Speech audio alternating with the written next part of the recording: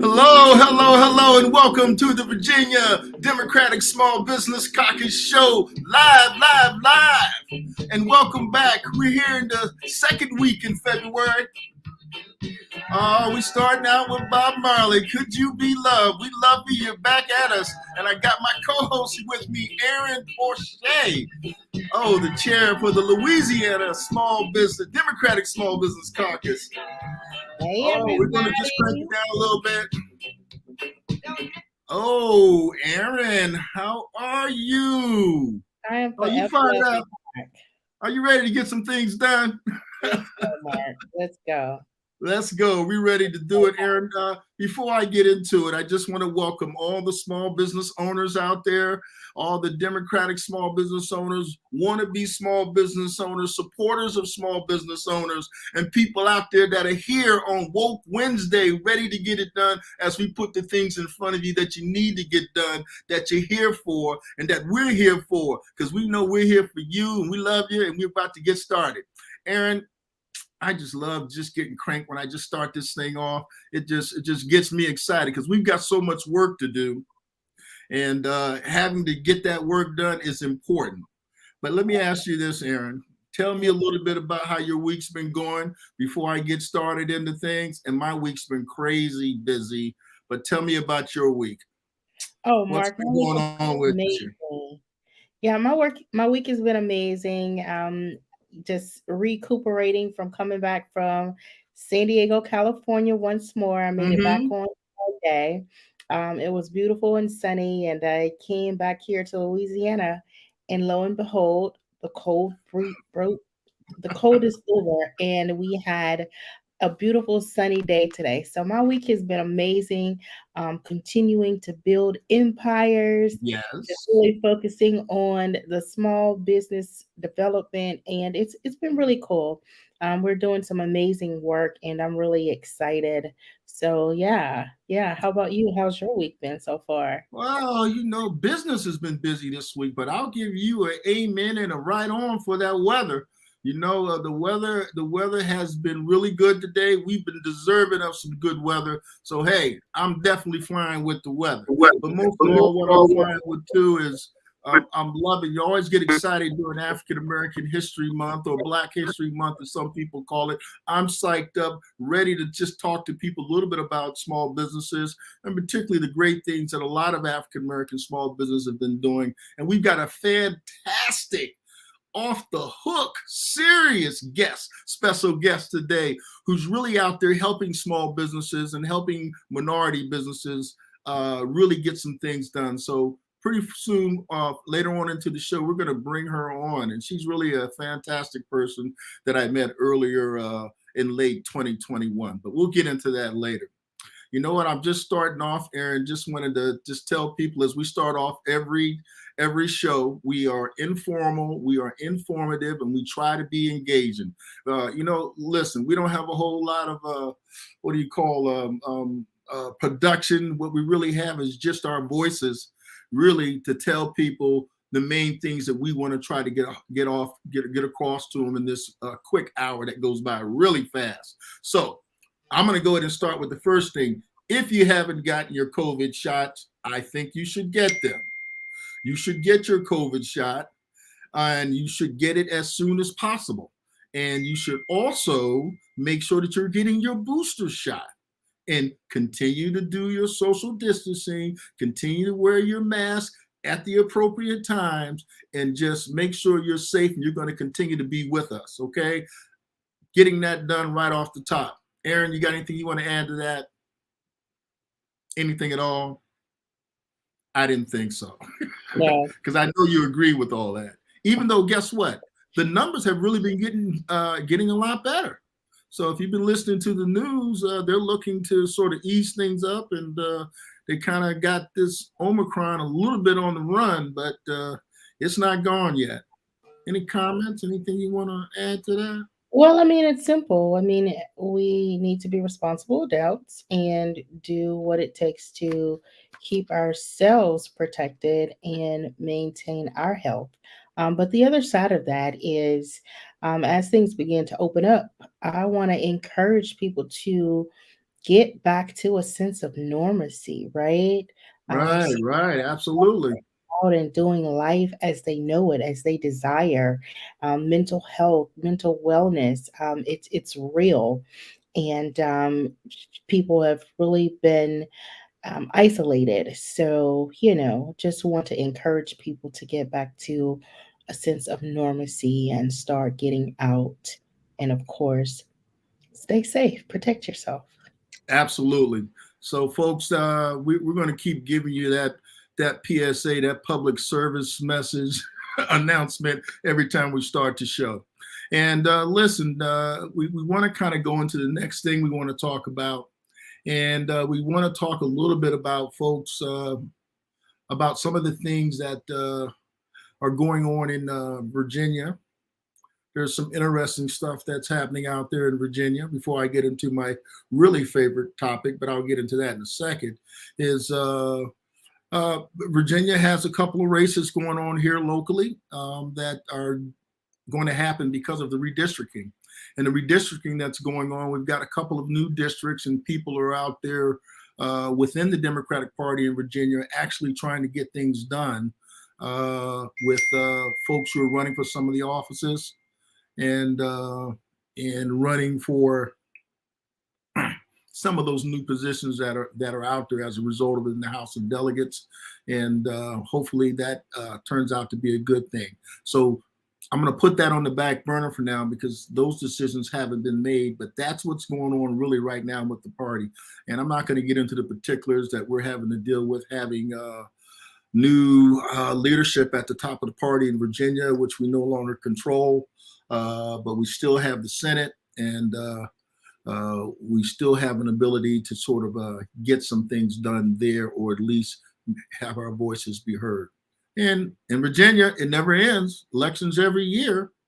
But you know what, Aaron, you guys got some exciting stuff that's happening in the down there a little further south in Louisiana. You guys got some interesting candidates that are doing some things down there in Louisiana, right? Oh, yeah, for sure. We have the amazing and radical Gary Chambers, who is running for U.S. State Senate. And yeah, check him out. Check out his social media feeds. He is certainly amplifying his voice and showing up in a different fashion. So, yeah. Well, he certainly looks like he's doing some things that I think, from a small business perspective and from an African American perspective, when he's actually coming out as a Senate candidate, addressing the concerns with cannabis in Louisiana and questions of expungement, questions of equity, and questions of making more opportunities available for small businesses, and particularly African Americans in Louisiana. I'll give them an applaud to that. I know here with the Virginia Democratic Small Business Caucus, we usually don't get involved in primaries. We kind of wait until that primary is over, and then once that primary is over, we get involved at that point. But I understand where he's coming from, so I'm glad he has a voice, and he's definitely making his voice heard nationally. And I hear he's going to be in the DMV area this week, doing a couple of fundraisers. So, who's the other gentleman that's running? By the way, we want to give a fair time to both of these folks who are running for the Senate down there, Democrats.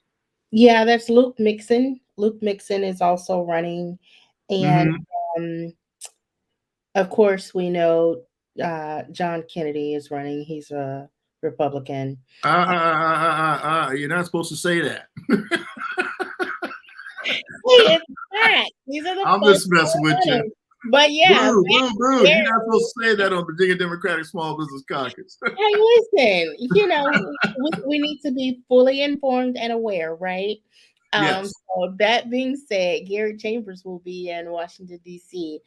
This Friday, hosting 2 events. Okay. So we'll make sure that we get the information out there. But, he's a millennial. He's ripping the Band-Aid off, and he's front and center, head on, talking about the issues, things that folks, won't talk about. So, it's very igniting, I would say. Well, I'm glad he's bringing it up, and it's a very timely that we have a guest who can probably speak to some of the issues that Gary Chambers is bringing up.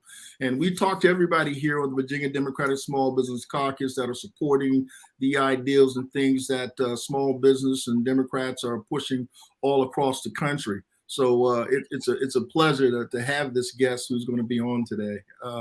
I'm looking forward to the conversation with him. And let me go on to the next thing, my favorite thing, our call to action. And our call to action, what we're talking about, I want to dive right into it. I'm not even going to talk about the other things that are happening with the Build Back Better. We're going to go right back into voting rights because I want to try to get our guest on a little earlier because I know Amber's got some things to say. Oops, I said her name. Anyway, but listen, folks, voting rights. And this is where I hammer. This is what's important to get all these policies passed that we want to get passed concerning the cannabis industry, concerning any issues that we have in front of us right now. It all starts with voting rights. We can't get anything done if people don't have free and unfettered access to the voting polls. And right now, our folks on the other side of the aisle and the other folks who are the competition to the Democratic Party. Nope, I'm not going to mention their name. Our opposition is doing everything possible across 43 states, more than 450 bills that are out there doing voter suppression. And what we want people to know is that there's one way that you can stop this. You can stop this by making sure that you're calling your congressperson and you're letting them know that we want to make sure that the bill that's out there now for the John Lewis voting rights, go ahead and bring that up for me real quick, would you, Aaron? Let me look for it. Let's see. I want to put HR 4 out there. You see it? There it is, HR 4. The John Lewis Voting Rights Advancement Act. It has been passed in the House of Representatives. It is gone to the Senate, and basically the guiding piece of this legislation is what literally took the guts out of the Voting Rights Act of 1965 was when they got rid of pre-clearance.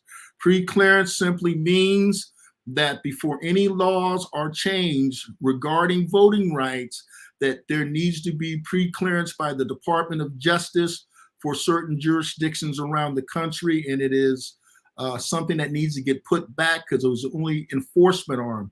Once pre-clearance was taken out in 2013 from the Voting Rights Act, that simply meant that 50 states are now allowed to pass all kinds of state laws that are actually voter suppression laws. Every week I come on and I talk about this and let people know that, listen, voter suppression comes in many different ways. And I'm here to tell you again, just because you can vote in your jurisdiction doesn't mean everyone else is able to vote without unfettered access to the polls. One of the ways that they're trying to suppress the vote around the country is they are limiting the number of voting polls in your neighborhood. Where your neighborhood may need 5 polling locations, they're limiting it to 1 location or no locations. And what that does is 2 different things. 1, it means you have to travel out of your way 10, 15, maybe 20 miles to get to a voting poll. And 2, once you get there, since there's not very many polls, you're now in line waiting for 6, 7, 8 hours in order to cast your votes. Most Americans are unable to spend that much time waiting in line, even though they did it last time, to cast a vote. But what that means is certain people who can't do it means they don't come and vote. Right now, the Democrats have the numbers. We win elections when we turn out the vote. If they suppress the vote by making it difficult for people to vote, that's one example of it. Or they're getting rid of what's known as absentee voting or voting by mail, simply requesting your vote, your ballot in the mail. Your state sends you the ballot in your jurisdiction. You simply fill out that ballot and you drop it off at a polling location or absentee ballot box that's located strategically throughout your neighborhoods. Well, they're getting rid of that. And that's been around for years and years and years. And it's been a very good tool, making it easier, making the country more democratic by giving access to all Americans to vote. Particularly, it targets people who are the elderly or people who work hours that are challenging and things of that nature. And all that works in suppressing the vote. So now you have more people, or they take your name off of the voting register or off of the voting registrar if you didn't vote in a prior election. You go in to try to vote, and the next thing you know, you find out, hey, I'm not registered. Then you have to put a provisional vote. Or some cases, the people, those votes don't get counted. All these different things make up a cumulative effect that ultimately means you have literally hundreds of thousands of people who are eligible to vote that are not allowed to vote as a result of that. Some of the other things that they're doing is targeting certain communities is souls to the polls. A lot of church organizations, after church, people get on buses, they all go to vote at once, and they go down to the polls, and they cast their vote. They're trying to make that illegal, along with some of the more ridiculous things. Not only are they trying to make you wait in line, but they're also saying it's illegal for people to bring you food or water while you're waiting in the hot sun in lines that they created, and people, they can't stay. So as a result, they leave. More voter suppression. Now, what does all this amount to? What that amounts to is that they are quelling your voice that you have for the candidate who's supporting the policies that you want to get passed.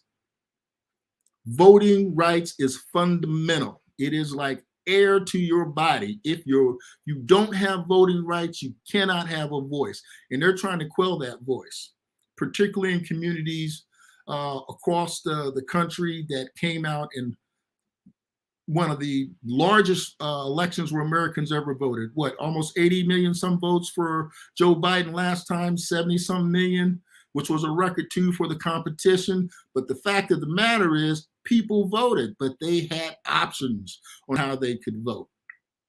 Let me go to H.R. 1 and just tell a little bit about H.R. 1 now, just so people know about H.R. 1. H.R. 1 is For the People Act.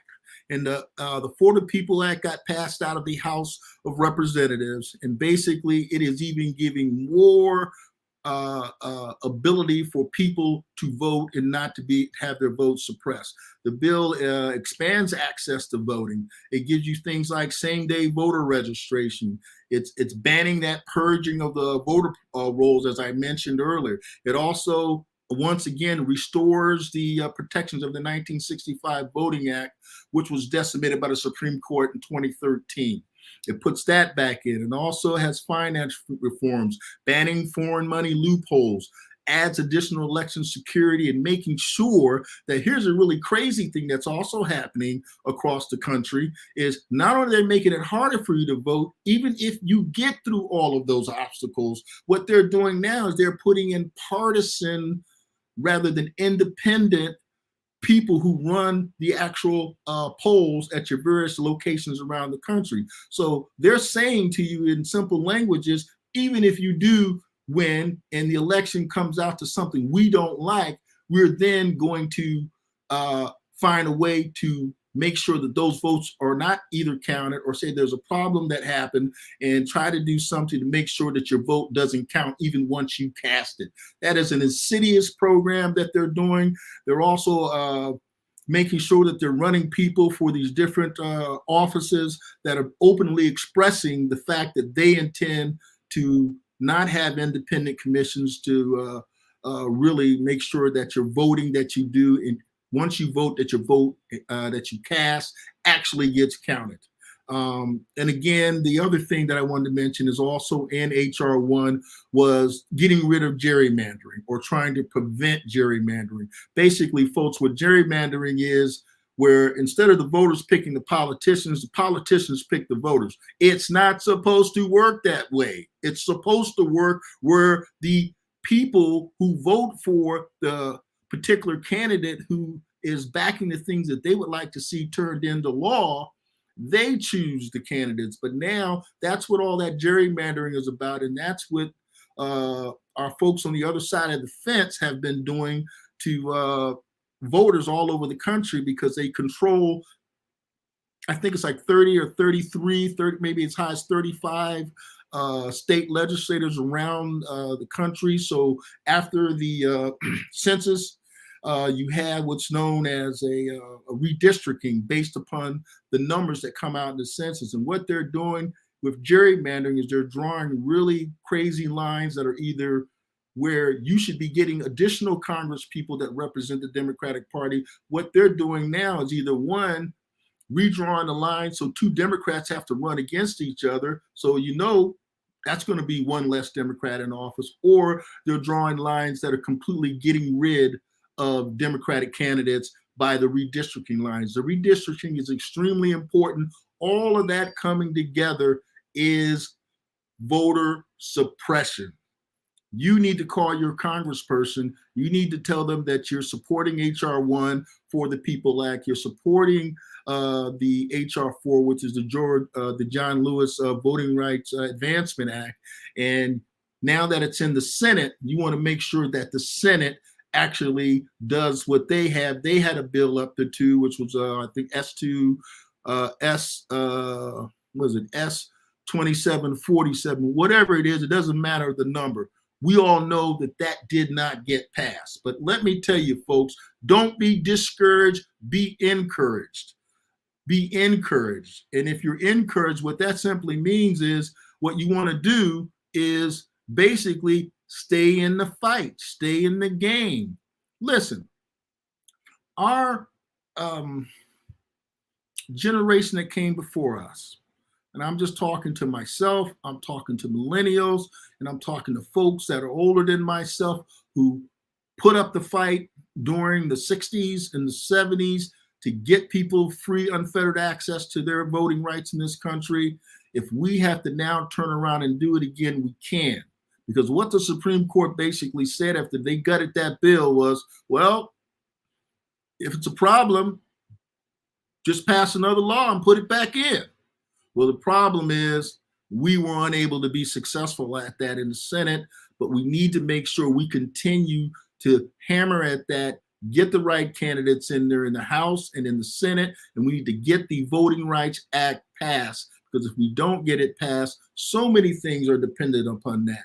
Women's right to control their bodies, police reform, student debt, small business opportunities, any kind of legislation. No legislation moves forward without the proper amount of votes and the candidates who represent the positions that people are looking for. So I'm just telling you, folks, call to action, call your congressperson, continue to call them, continue to do what you need to do in order to make sure that the voting rights legislation gets ultimately passed. The fight's not over. Be encouraged. Don't be discouraged. So call to action. You want to just activate, agitate, and make it happen. Well, you know what? I'm off of my soapbox. I said what I had to say. I say it every time. Please continue to fight for voting rights. Now, listen, I'm going to bring on our guest, and we have a fantastic guest that I want to tell you about. And she is fantastic. I met, well, from a small business perspective, you can't get one of the guests who is like Amber Littlejohn. And let me tell you a little bit about Amber Littlejohn. She is an executive director of the Minority Cannabis Business Association, which is the largest national trade association representing minority cannabis businesses and their particular communities too. Amber's also a policy attorney. She's a veteran advocate for emerging and embattled industries, meaning that she's done this before. She's turned things around and made it happen before. And she didn't just start off being the executive director. Once she got in there doing what she does, they're like, whoa, we need to move her right into the top job because she's getting it done. Okay, so folks, I'm really excited because, you know, I went down there to New Orleans back in November of 2021, and they were having, this is a nice thing to bring up during African American History Week, the first Black CannaCon conference that had the largest and all the people who were African American owned businesses and non-African American owned folks there too, who were representing folks in the cannabis business, everything from healthcare to edibles to other supporting things like transportation. They had pitches there for people to get money for their businesses. It was a fantastic event. But one of the better things that happened at that event, I met Amber Littlejohn. Okay. And I was very impressed with her. And I said, I want to get her on the show. Let me tell you a little more about her, though. Prior to her role as executive director, she served as a senior policy advisor, and she helped develop and implement the policies for the Minority Cannabis Business Association. They call it the MCBA. And she was getting that done for him. But also, Amber was also a business owner herself. She's been a counselor. She's been an advocate for natural products industry. So she's been out there playing a lot of different roles. Very impressive track record. And those roles were at the American Herbal Products Association and the Natural Products Association. So in addition to that, as I read her bio here, Amber, in her role as the MCBA, Amber also serves on the board of directors for the International Cannabis Bar Association. So without further ado, folks, I want you to bring in the applause. We have her. She's here. Everybody needs applause at 7:30 at night. What's that? I said everyone needs applause at 7:30 at night. Oh, yes, you're going to get applause. We got all these people hanging around, and they clap on cue. I love it. I need that, like, just attached to my phone. Welcome. Good to have you. Thank you. Pleasure to see you again. I know we've been going back and forth on email, but nice to see you again. Aaron, I don't think we got to meet when I was in your neck of the woods. No, we didn't. I actually switched with Mark. I went to DC and he came to Louisiana. What are the odds? Yes. It was lovely. There was something so normally, if any of you listening have ever been to a cannabis conference that is not the Black Cannabis Conference, you can attest that normally we are very much the minority. And yes. So you see another Black person and you're like, hello, Black person. And it's exciting. So this was the complete opposite. And so it was just like, it was ecstasy because it was us. And they were everyone else was very much the minority. So it was just Black business and inspiration and fellowship. It was a lovely time. And again, I got to meet people like Mark. Well, you're here on a very timely time during African American History Month. Yeah. Tell us all the fantastic stuff you've been doing, Amber. Woo! So I have to start by making sure that I make time to talk about a project that we are doing right now. It is going live at 6 o'clock in the morning. Okay. And so what we did was, it was frequently getting asked by lawmakers and by reporters, how many social equity programs are there and what do they do?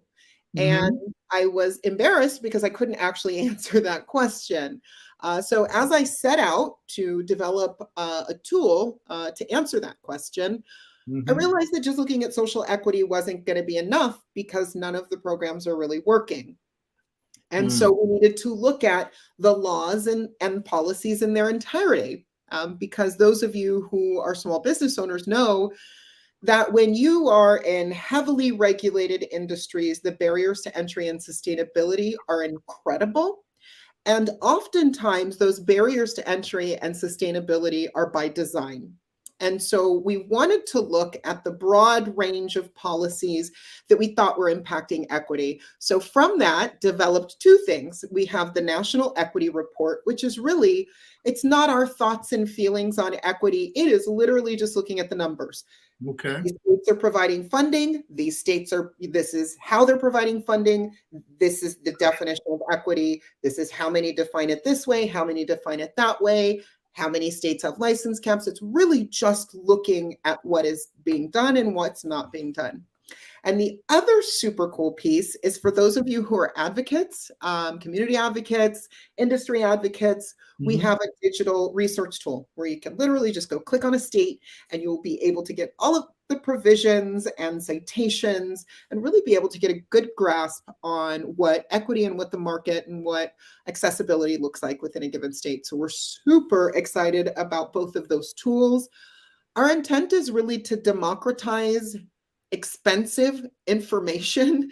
Gathering that kind of really labor-intensive policy information is really costly. So for small grassroots advocacy organizations, that can be really difficult. So we wanted to put it out there without our spin on it. We literally are just telling you, this is what is. Here are some tools for you to go out and decide what is best for you and your community and your state. So super excited. Amber, I'm glad that you have that tool out there, because a lot of the states, they have the information out there, but they don't really promote it or advertise it, or you got to go clicking, drilling down through different bills and things like that. And oftentimes there are things that are happening on a schedule or commissions or things. Unless you're spending your time doing that, you really don't know what's going on. I got to tell you, MCBA, we had our first legal intern this summer. Okay. And this young man was probably so happy. He's like, oh, I get to go spend my summer at a cannabis trade association. This poor young man spent his summer doing regulatory research. That's right. I was like, way to kill a summer, huh? You thought this was going to be fun. With that said, again, he ended up having a blast. And I took him to Vegas for MJ Biz to make it up to him. So, oh, there you go. Well, your organization and that map that you have out there, so you're saying that's something that's on your website right now? At 6 a.m., all of it will go live. Our report, the map. I will tell you, I saw it. I got the link to the map, and I saw the report and all the beautiful visualization of the data. I will say beautiful and not beautiful, because it's exciting to see what we know visualized impactfully. But it is also not beautiful because it shows you just how inequitable these programs really are. And so when we are looking, for example, we think that these programs really provide funding and priority in licensing. And the reality is actually only 6 states provide direct funding for social equity officers and licensees. And every one of those either relies directly on adult use tax revenues or something else that came to be after the adult use market opened. So what that means is the funding is actually has never been there at the time that the adult use market opened. And so that is somewhere where there's a real big disconnect between what we think these programs do and what they actually do. Well, Amber, which states are doing the best job based on what you've been able to really look at so far? And I'm trying to multitask. I'm not doing a good job. I hate this question because the answer is none of them. There are elements of certain states that are really wonderful. There are some great things that are done in Massachusetts. However, Massachusetts still doesn't have, their social equity program fully up and running. There are elements of states that are working. I will tell you where we have seen the greatest success are municipal programs, but I don't believe it's the policy by any stretch of the imagination. It is the sheer determination and will, fortitude and hustle of the incredible people within the community and small business lawmakers and community leaders that have fought hard to make that happen. It's not, and they have fought against the policies as opposed to really good policy. And then they're just, going off. Which state is actually doing the best? And I'm going to give you 3 areas, and maybe that might be a little more. All right. Yeah. Because none of them holistically are doing. Okay. Which one is actually putting the most resources out there for equity for small business owners, particularly minority small business owners? Who's actually putting the money where their mouth is and has a good program? So in terms of money and resources, I think Massachusetts has been very thoughtful in recognizing the importance of technical expertise, which is really nice. And again, but something to remember is that technical expertise, fee waivers, microloans are helpful, but we're talking about businesses where it's well upwards of $100,000 to submit a competitive application in a lot of these markets, if not even venturing into the millions. If there is what small business has $100,000? What small business has 3 million, like Connecticut, where if you want to get out of the impossible lottery system where you are very unlikely to get a license, you have to come up with $3 million. Or even the state of Virginia, where if you want to vertically integrate and be competitive, you got to come up with $1 million. Wow. So we are, again, looking at barriers to explain what that vertically integrate in Virginia means. What does that actually mean? So I will say that so vertically integrated just means that you do everything essentially from seed to sale. So you grow it, you process it, or you package it, and then you can sell it. They may be different licenses, but you are authorized to be able to do all of that. It can be a difficult thing if you are required to vertically integrate, because a small business can't necessarily stand up a retail, processing, and cultivation.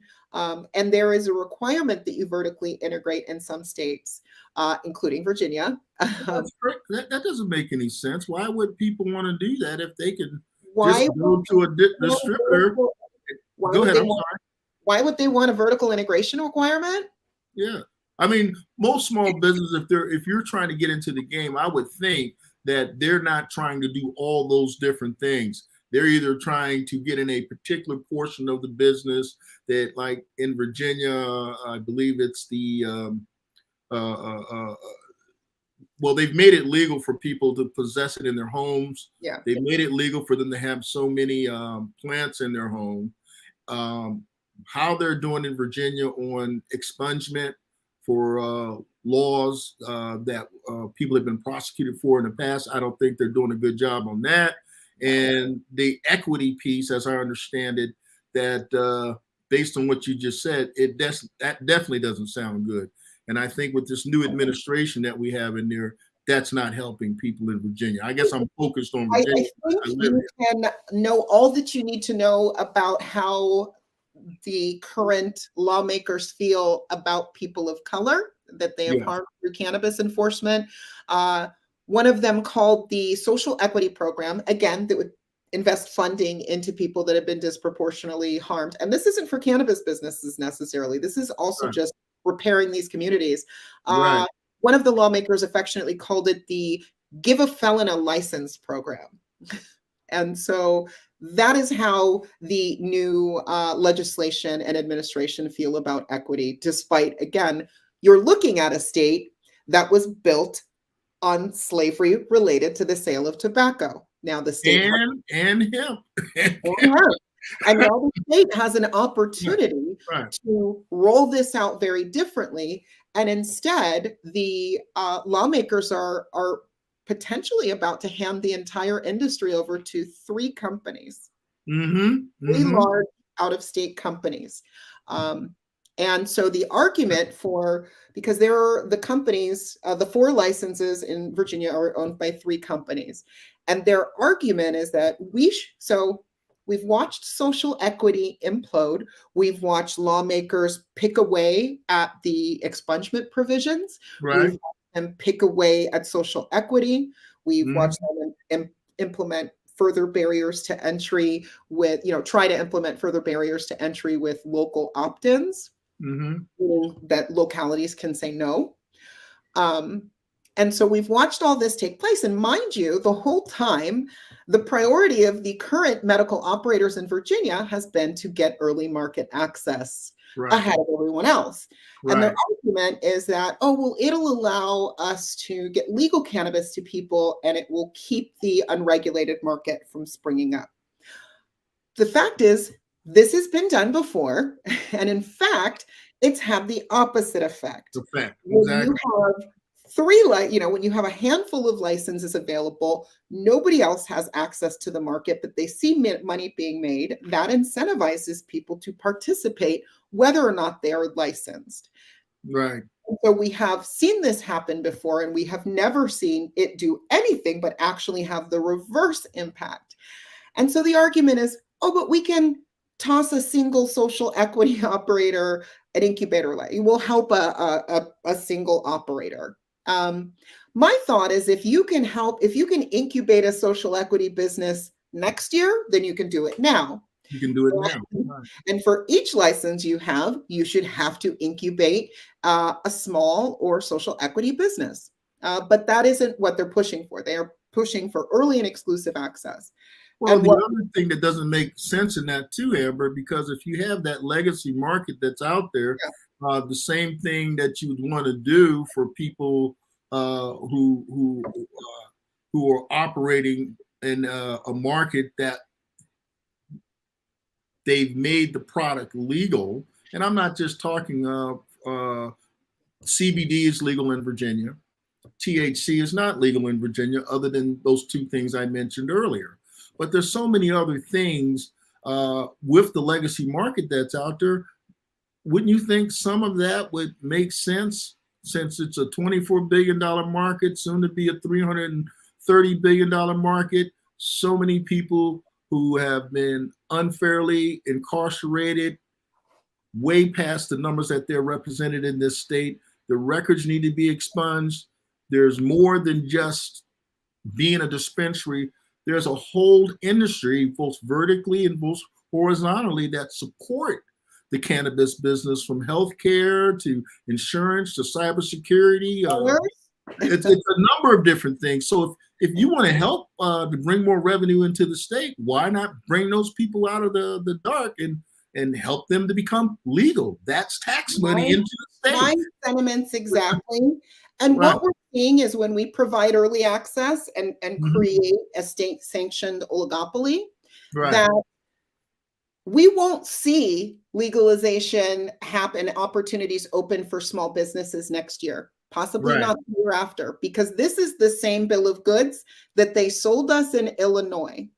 3 years later, there is not one single social equity retailer up and running, because that process has been delayed through. And so the medical operators have continued to have the corner on the market, while the social equity owners and the minority owners that really helped to get the bill passed are sitting there waiting, holding the bag, paying leases on properties that can't be opened.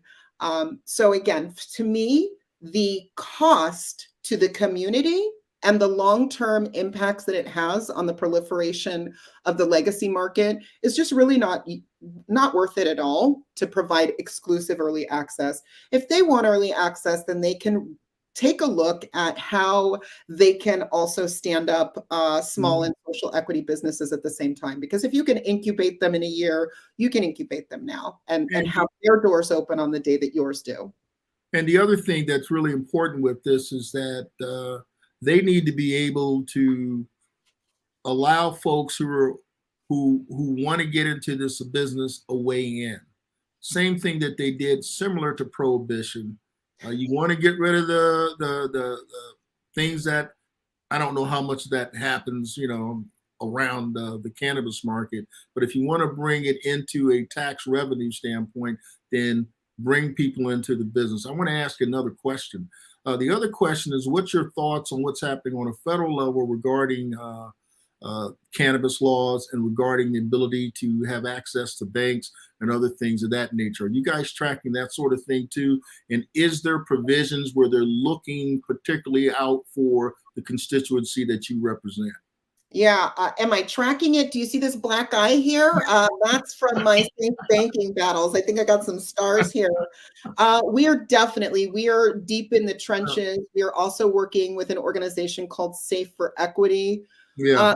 Because of these incredible barriers to entry, these extraordinarily limited markets, the cost of entering and competing in the cannabis industry is extraordinary. And then on top of that, we don't have normal access to banking services and sometimes don't have access to banks to put our money in or pay our employees. So and that impacts us differently because a lot of cannabis businesses are actually initially funded through family investment. And if we know the economic disparities that exist between the Black and Latino and Indigenous communities and Caucasian communities, that is a challenge. So then on top of that, private equity money doesn't go to us. We don't have access to capital markets. So we've been really pushing to get safe banking through. We're also looking at potentially including some language in safe banking that would include CDFIs, so community depository. The thing that they're currently doing now with Small Business Administration, getting money through PPP loans, EIDL, some of the other things, SBA loans. And what's really cool about CDFIs is there are 4 different types, and some of them can be nonprofit driven, some can be fund driven, but these are financial institutions that are designed to give to economically disadvantaged communities.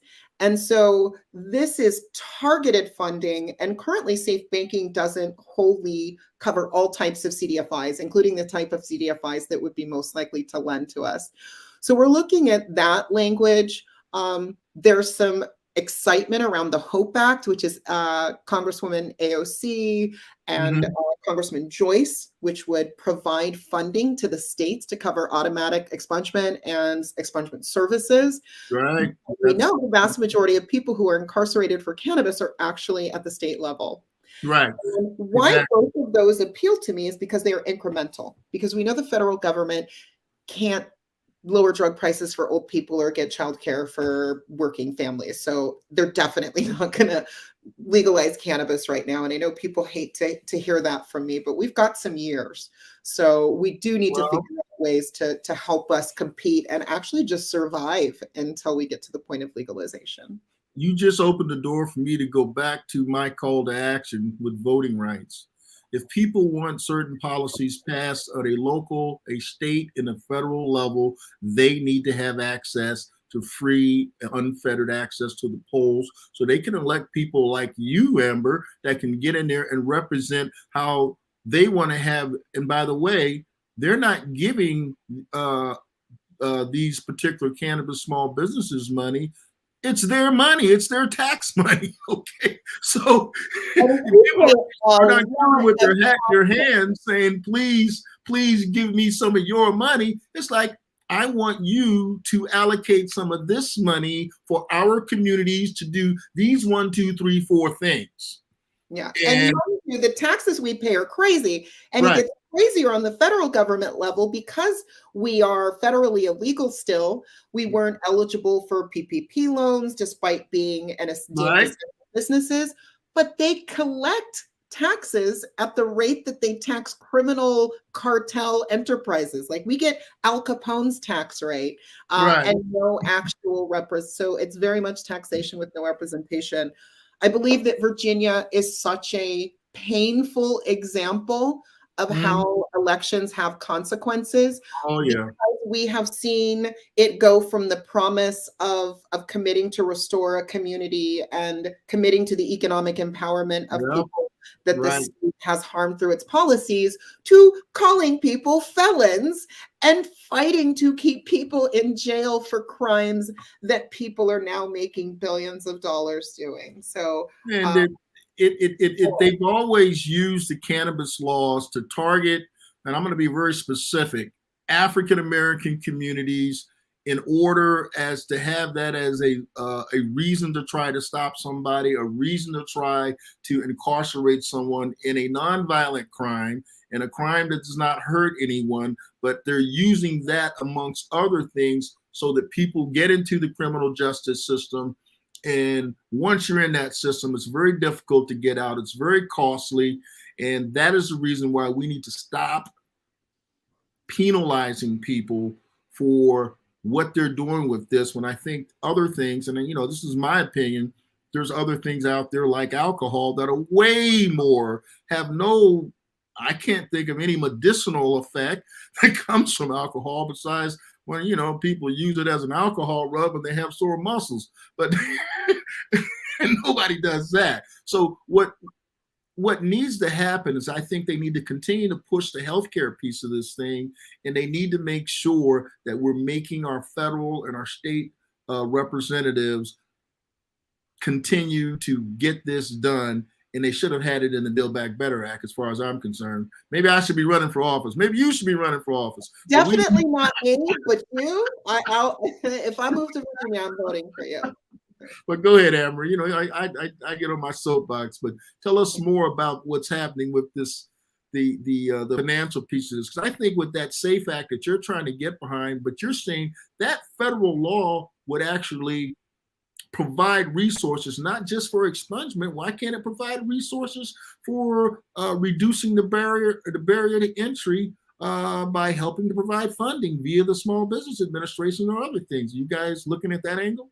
Yeah, the Small Business Administration has been very clear. They are not doing a thing for us until we federally legalize. And so it's challenging. One of the things that we are also pushing for incrementally is for a law to be able to be implemented and actually utilize race criteria. So remedial race classifications, meaning we are going to do things based on race. We are going to provide things based on race, or implement policy or incorporate race into our criteria. To do that, it really, when you do that, it applies a really strict form of constitutional scrutiny. And recent efforts to include remedial race criteria in COVID relief, and to do so in for the Black farmers, have been struck down. And so what we're asking for is for Congress to do their homework and to actually get the data that they need to be able to support this, because all of this work that needs to be done, it was a race-based war waged on communities of color with intent. Now, this is something that is unique because it didn't just have a disparate impact on Blacks and Latinos. It actually was with intent. And there is ample evidence in the congressional record and in the administrative record to support that the federal government purposefully and maliciously targeted Blacks and Latinos. And that's not me being emotional or conjecture. I encourage you to go.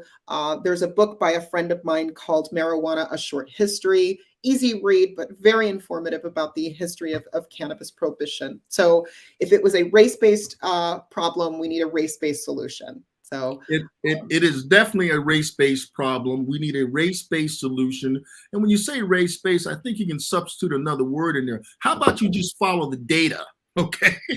The data is not racist. The data is what the data is. And if you follow the data and see who is being adversely impacted, who has been adversely impacted, then if it turns out to be a particular group of people, then you need to ameliorate that scenario. Now, you guys are also a lobbyist organization too, right? We are a lobbying organization as well. So we lobby at the federal level, state level as well, on occasion. A little bit more federal lobbying, but we are rolling out a grassroots committee where we will be reaching out to members of our community across the nation and sort of deputizing and empowering people within our community to go out there and to advocate for and with us, and to be able to provide resources and tools like the report and the map, and, you know, access and resources, again, to get out there and hit the street. Because the reality is, as a national org, we can do some of it, but we need to really connect with people on the ground, and we need to empower our people on the ground. One thing I can't stand is when people parachute into people's communities and their movements and really kind of try to elbow and take over. So I always like to step in and see how I can serve. And so we think that the Grassroots Committee is a great way to really serve the broader cannabis community and help folks advocate, because Lord knows this is a very political industry. So even gaining access to the market, either locally or on the state level, takes an incredible amount of political influence. And so we want to share that with members of the community. Are you providing position papers to federal folks on information that they should include in their legislation? And I'm saying on a federal level, and I don't know how big your organization is. 50 states is a lot of states. I don't know how you affect all 50 states. You guys have to have a really large organization. I love that you mentioned that, because the equity report is very much the problem. And I'm not the type of person that likes to talk about the problem without talking about the solution. And so the equity report is really outlining the problem. But we have, for the last 6 months, been updating our model, or kind of uniform state policy. Okay. And so what this is it's outlining what we think are the ideal state equity provisions. Now, we understand that changes depending on the type of law, the political climate. Right. But generally, these provisions and this legal language can be cut and pasted and modified to fit any market. Right, exactly. Hopefully so. Our first version in 2017 was very much rooted in social justice, and not so much the industry.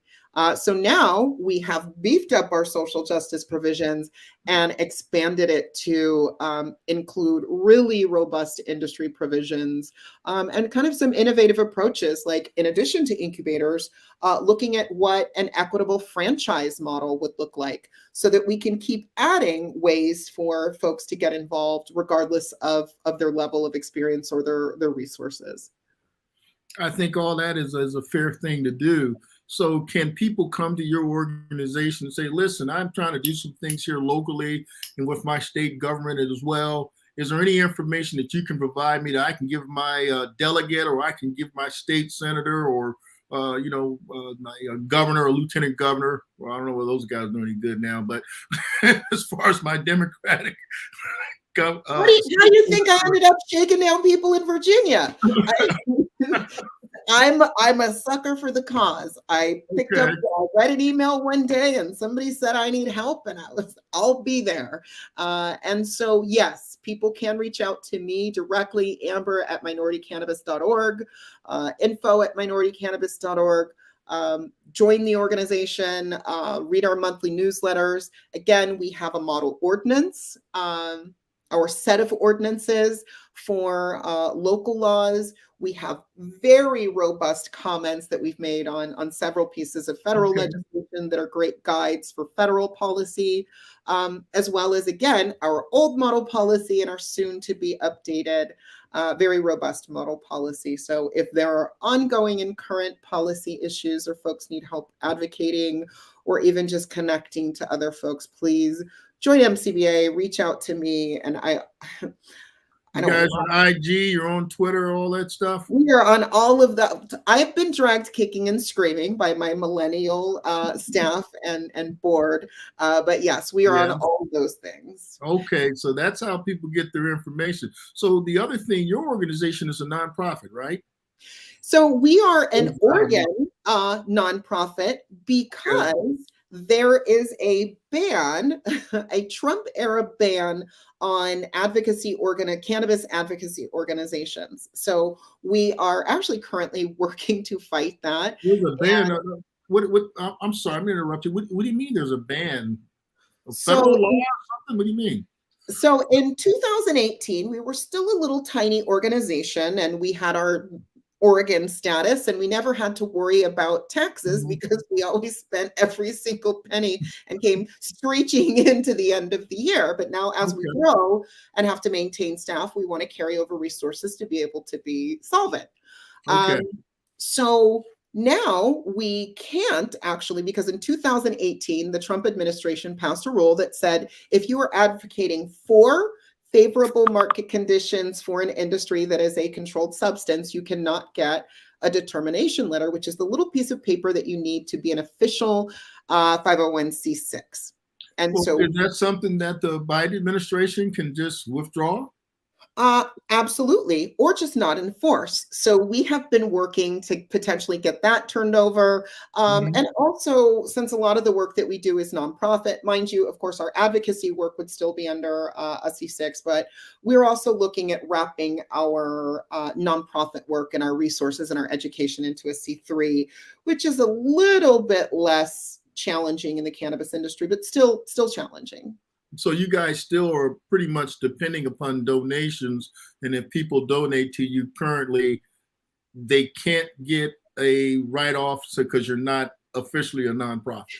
Our largest donors can't get write-offs anyways because of the way the tax laws. Cannabis businesses can't really write off much. You can only write off the cost of goods sold. So things like charitable donations, they can't write off anyways. Okay. It is a hindrance when it comes to accepting donations from outside of the cannabis industry. So it is something that really does hamstring organizations like mine that are doing equity work. So people really have to kind of just work with what you guys have out there, try to get the grassroots organizations that are out there, which is quite a few in Virginia. I've had a couple of folks on the show that are doing similar type work to you as far as expungement and things around people getting equity and things in Virginia.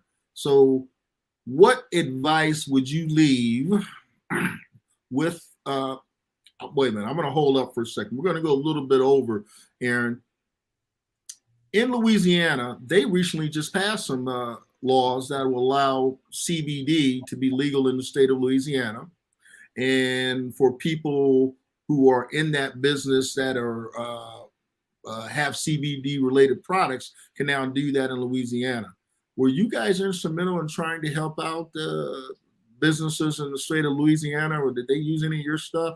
Was that something you can get a feather in your cap? I never know when people are using our stuff, but we were directly involved in Louisiana. And to be honest, I don't care if I ever know. It'd be nice, but our resources aren't there for us to get kudos for it. Our resources are there to be just that, resources for people, because we know, given, again, the laws around nonprofits and how hard it is to really stand up these organizations while trying to be a business owner and an entrepreneur.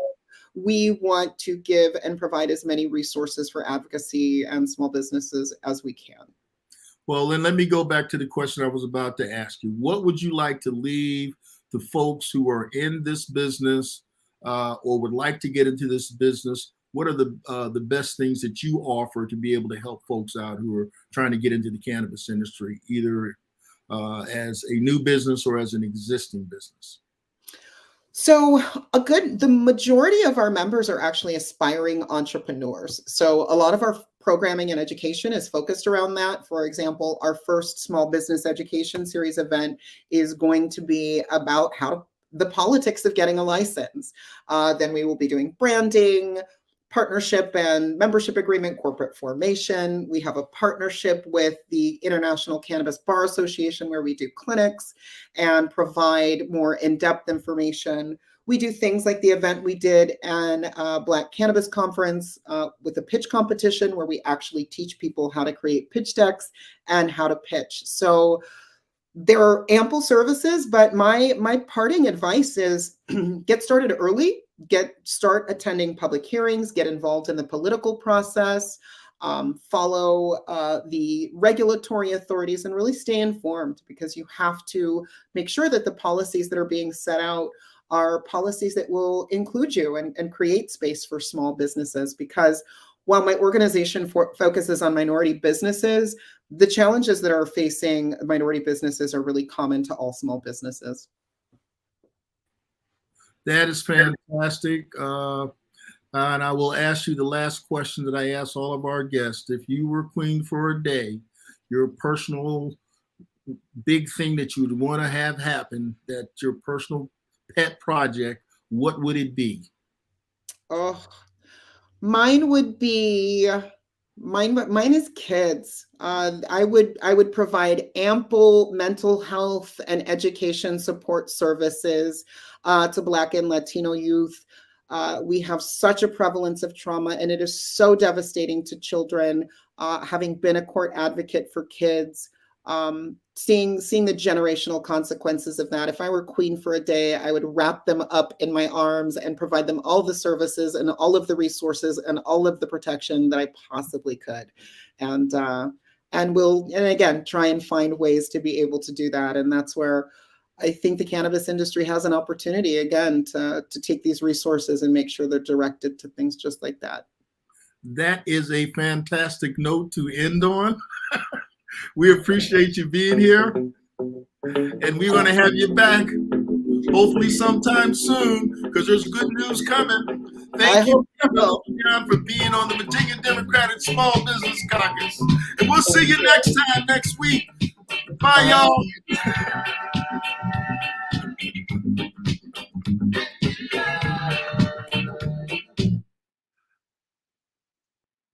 Oh, Aaron, I thought I hit the broadcast